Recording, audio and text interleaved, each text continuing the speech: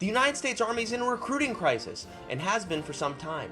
Now more than ever, they are giving out substantial enlistment bonuses to recruits. And in this video, I will show you how I was able to secure a $110,000 signing bonus when I joined the Army only a year ago. Just to be absolutely clear, I am not speaking about my base pay or basic allowance for housing. All the figures stated in this video are regarding enlistment bonuses notated in my enlistment contract with the United States Army. So although I could have had a cooler $200,000 figure to put in my title, I found that to be a bit disingenuous and ultimately beside the point. Everyone has their reasons for joining the military, and mine was a blend of family history, a desire for something new and exciting, and unfortunately, a genuine financial need. And when I say a need, I truly mean it was a need. In 2022, I graduated college at the age of 29 after many slow and failing years. I had amassed a substantial student loan debt through not only the smarter low-interest federal student loans, but also a few private student loans with high interest. After many years of school and a long time with those loans being in a forbearance or deferred state, the time had come to start making payments. At the time, I was also living in Los Angeles, California, where I had lived my entire life. The rent on my studio apartment alone was $1,650 a month, and the student loans were also nearly $1,500 in monthly payments. I had worked in medical billing for nearly 6 years at that point while I was in college, which paid me around $50,000 a year, and that just wasn't going to cut it anymore. I had to develop a plan and fast, or I risked an insurmountable debt avalanching and absolutely crushing me for the rest of my life. As I said previously, I had a fairly deep military history in my family, so I had always been talked to about the opportunities there, and truly since the age of 18, I had always considered it. So through my average day of sending out applications to positions I deemed myself fit for in the music industry, I decided to look up what was being offered by all of the United States military service branches. The incentives offered by the military through various programs that could be combined in a singular enlistment contract were numerous and substantial. There was a grid that you could utilize from Human Resources Command for the Army that showed you exactly how you could get various bonuses for high-demand mission occupational specialties, or MOS. There are many MOSs that come with a signing bonus, but I was looking to get the most amount that I could in a single contract. I also wanted to do something completely new and different from anything I had done in my life before. I wanted to do something in combat arms, or something that would put me in the middle of the action. The highest cash bonuses came from these jobs along with a few others. They were offering a $50,000 cash bonus for a 6-year contract for infantry and several of the special operations forces that are a part of the Army. I naturally was drawn, as many are, to a career in special operations.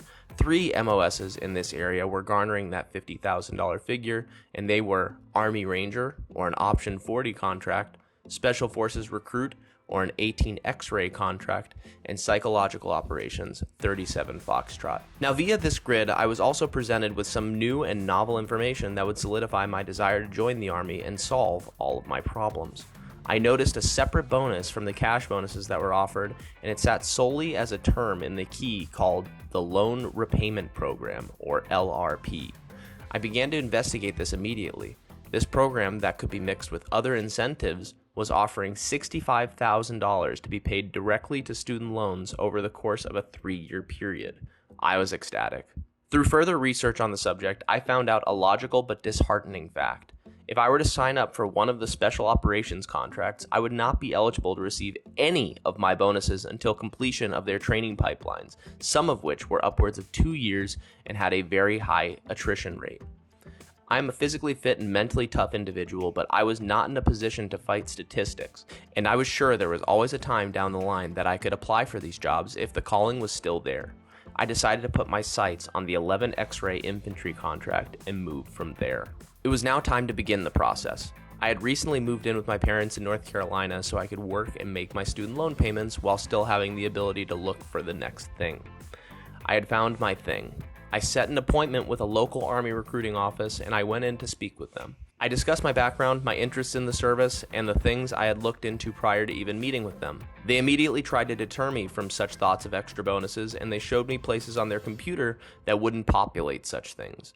I will go into this a bit more in detail later, but something to know right now is that the recruiting process is very much like a car dealership, and you have to maintain some semblance of control with the process or they will win, and you will get nothing and probably still join. Recruiting at that time and still to this day is now a lengthy ordeal due large in part to the MHS Genesis system that is new and still has many growing pains to overcome before it becomes efficient. That is a topic for another video entirely. I took my ASVAB, or the standard test that you take to see where you fit in the system, went in for a medical screening and had a background check, and was now ready to go in and sign a contract. See, that short sentence actually took roughly 7 months to complete. I fortunately had a place to stay and full-time employment, so I could make this work. I went into the Military Entrance Processing Station, or MEPS, with a reservation made by the recruiter for a 5-year, with a half-year of training, Infantry 11 X-ray contract for a $45,000 cash bonus, as well as the LRP, or $65,000 paid directly to my student loans. I was also able to get airborne training locked into my contract reservation as well, which is a very lucrative school to be able to get that can be very hard to get at various points in your career unless you specifically re-enlist for it or are at an airborne unit like the 82nd Airborne. When it was my time to meet with the real final stop of recruiting, which is the career counseling team of E6 staff sergeants and above at MEPS, I was confident that all was secured and I was just signing some paperwork. When I was read the contract parameters that I would be signing, I heard some of the key words like $45,000 cash bonus as well as E4 specialist in rank, which were all well and good, but the real thing I needed to hear wasn't stated, and that was about the LRP. I asked why that wasn't in my contract, even though we had the official reservation stating as such. He reiterated what I had heard before, which was, quote, "they can't be combined." Well, I came prepared with all the documentation I had at my disposal from the official Human Resources Command.gov page and anything else I had from official government pages stating everything I had already said. He looked at me bewildered, as it seemed that nobody really ever questioned these things. They were happy enough with a $40,000 to $50,000 bonus because it sounds good on paper. But I know after taxes, that bonus is down to $30,000 to $35,000, and then it's amortized over the life of the contract, so I would only be getting about $7,000 to $8,000 a year in cash. I was brought over to the E8 Master Sergeant, who had the most say and the final say when it came to contracts. My career counselor went over my concerns, and he was the final person to reiterate the, quote, "can't be combined" line to me. I said, all right, then I have nothing more to do here. I'm fielding options with other branches as well as the local police force. He passively said that I can call my recruiter to come pick me up. I did so. My recruiter gave me to his boss on the phone. I explained the predicament, and he then personally called that exact E8 and walked him through exactly what to do. The counselors could only do what their computer systems allowed them to do. The option was grayed out until they found a way to navigate it properly, and almost like magic, it was there. Plain as day and ready to be submitted. I checked everything over, signed on the dotted line, the Master Sergeant signed, and I was done. I raised my right hand, and 1 month later, I would depart for Fort Moore, formerly Fort Benning, to begin my Army career in the infantry. I've completed Infantry 1 Station Unit Training, or OSUT, Airborne School, and am currently at the John F. Kennedy Special Warfare Center and School, or SWCC, attempting to become a Special Forces Green Beret through the 18 X-ray pipeline. How I got here, even when signing a normal infantry contract, will be covered in another video, so please subscribe to get more information. At the end of the day, if you have plans to join the military and want to maximize all possible benefits that are offered to you, you must do several things. 1. You must do your individualized research before meeting with a recruiter. You're here already, so you're on your way with that. 2.